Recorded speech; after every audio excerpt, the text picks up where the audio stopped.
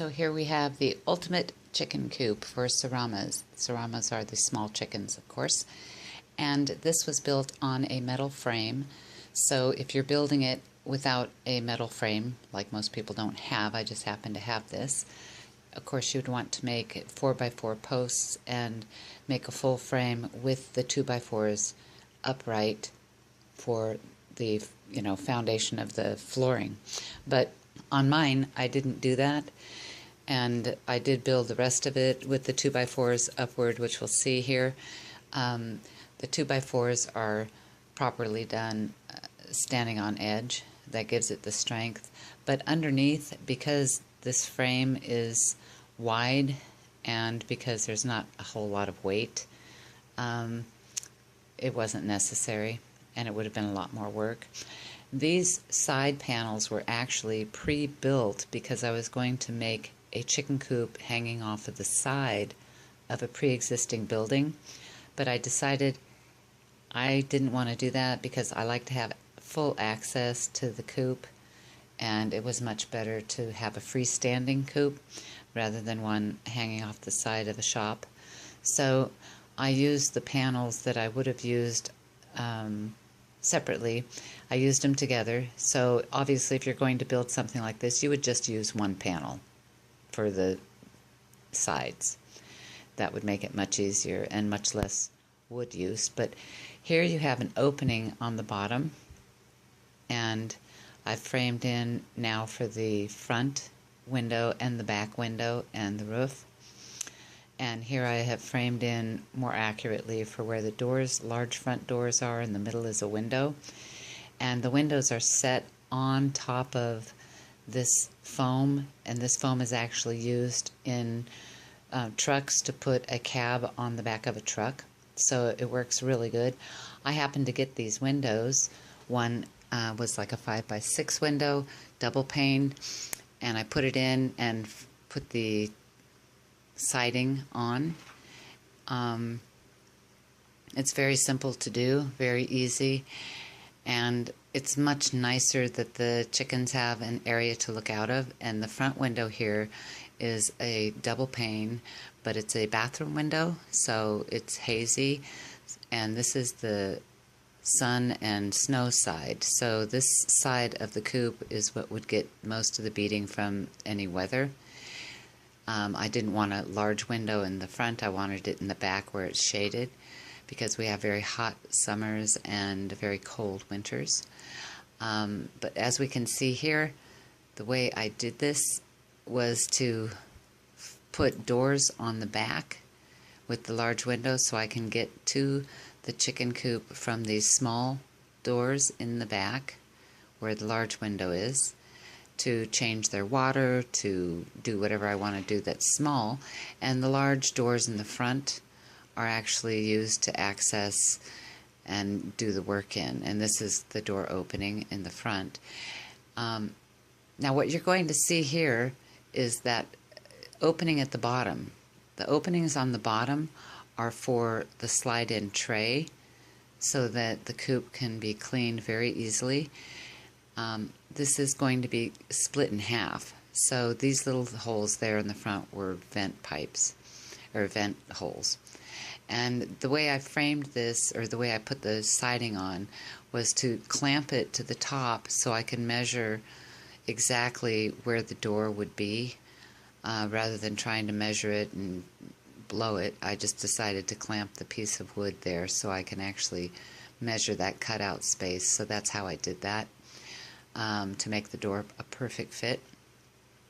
And it's really important, especially if you're in a winter area, to have really smooth fitting good doors. But that bottom area that's open is where the tray is going to be inserted into the coop, and that's the thing that makes this actually the ultimate chicken coop. Now I used some old hinges hoping I could just use some materials I had. Unfortunately that didn't work, so I had to replace those hinges with new hinges. Those two areas underneath this front window are for venting, so that I can just drop down a little opening and vent the area out in the summertime. And the entire back part of the roof is on hinges, so I can lift it up and just open it and put a stick on underneath it, and it'll stay open. And this is 1x1s that I used, or 1x2s, so that it hits up against the framing and fits nice and snug. And that's the front doors after they're put on. And this is the framing for the middle to separate, well, if I can get back to it here, to separate out the, now I'm back at the door, I'm sorry, to show you how the door closes so it fits in nice. And this here is the middle framing that's used to separate, so I have two coops in one actually. That makes it really nice so that you don't have just one coop, you actually have two coops, and you could put netting, and that's what I'll show you later what I did with the netting. But there are the front vents closed, and I just have I cut them to fit a 2x4 so that they can close even and snug. When I close the little piece of plywood, I just took a piece of plywood on hinges and put a 2x4 in there so it fits really nice, and there's it open. And here's the doors closing, and then this is how the vents close. So it makes it very, very nice. I actually ended up putting little hooks on those to keep them shut so that no animal can come and, open them up. Although it is off the ground, the reason I built these off the ground, all my coops are off the ground, is because we have a lot of animals, skunks, digger squirrels, well, of course, coyote, mountain lion, but generally the raccoon are the worst. And this is the door open and the back window, and that's the roof area, which I'm hoping we're going to get to so you can see how that opens up. It's very easy. It's on hinges, and it allows for a lot of ventilation in the summertime, which is really needed when it's hot. And there's enough clearance here so that the door actually can close. So you really have to measure however large you're going to make it. I actually built this based on the materials that I did get, meaning I got the windows and then I ended up with some plywood. So I bought all the outside plywood, which is the same plywood that was used for the floor. But there's the roof, how it opens up. And I just put a large 2x4 and it holds the roof up because it's not very heavy. This is what makes this the ultimate chicken coop, because this little area here, well, here I already have my chickens in it, but this area is where the tray slides in, and this tray is made of T111 siding and 1x1s, and they're screwed from the bottom, in other words from the T111 siding up into the 1x2s, and I pre-drilled the 1x2s so that they wouldn't crack, and it's really a very sturdy thing. And you're only going to be cleaning this out probably once every 2 months, depending on how many chickens you have. What you do is you actually coat this or cover this in a piece of plastic, and what that does is it protects the board so the board never gets soiled. The chickens that are Seramas, they can't scratch through that plastic. Their claws won't scratch it. That's 6mm plastic. You could probably even use a 4mm plastic, and I think it would be fine. In fact, I've done that now, used 4mm plastic. And when it slides into the coop, these gray strips here that you're seeing on the floor, that middle is just some extra paint I had. But these gray strips are actually door threshold rubber replacement pieces. And I got those really, really inexpensive. There was a bunch of them on sale, and I bought them up. And I just tacked them down with some short little screws. They could be replaced easily. But that allows for when you slip this tray in, as you see here, it rides on those rubber things, so it doesn't wear the wood out underneath, or the plywood. and it doesn't ruin the paint. It actually rides on those little strips. You could put a strip in the middle too. I was thinking about doing that, but this is it halfway in, and then this is me pushing it all the way in.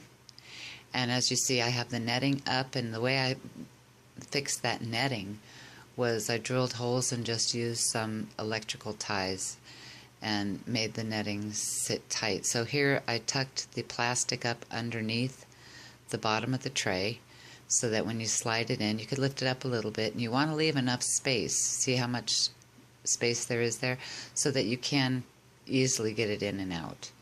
And then you tuck in the plastic on the ends, and you close that little end piece, and there you have a coop that's up off the ground, easy to clean. You put your whatever ground cover you want for them, or whatever coop filler that you use. I use pine shavings. I'm thinking about changing over to hay or straw, but pine shavings seems to work fine. And it really does keep this thing protected, and it also is extremely clean for the chickens.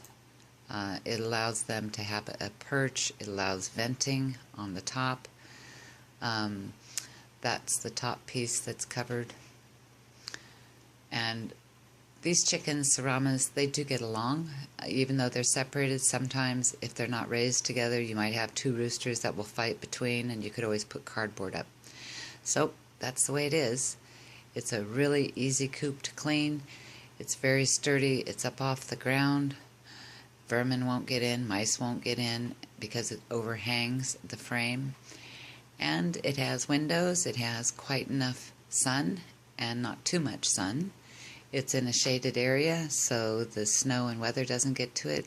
The cleaning trays are very easy to use, and being plastic covered, they're very, very clean, and they stay clean, so you don't have to worry about buildup. And by painting the inside of the coop, you can take everything out, and even the chickens, and spray it down once a year. This is a very excellent idea if you're thinking about getting Seramas and having them in your backyard. So I thought I'd just share that with you. Good luck.